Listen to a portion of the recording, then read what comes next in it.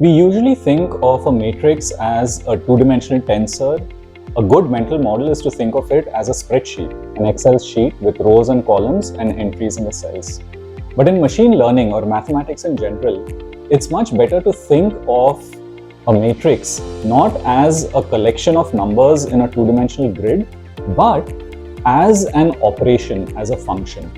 Think about what happens when you multiply a matrix into a vector. We get another vector. Great. But now think about this. I started with one vector and I got another vector.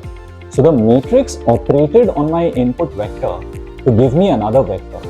And if I think about all the points in my n-dimensional space and the matrix operating on each one of them, you can see that the matrix is, like I said, a function or a transform that converts the space that we have into a different space. It stretches it and rotates it and compresses it along different dimensions. We end up in a new space. And that space is something that the model can understand. What does a neural network do?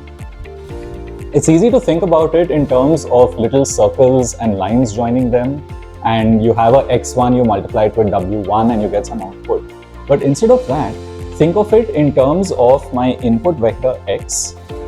I have a w matrix and I have an output vector, and I am multiplying this input vector with my w matrix in order to get the output vector. So a neural network is essentially doing a matrix vector multiplication, and it is transforming the input representation of my data into an output representation that can be used to answer certain questions, right?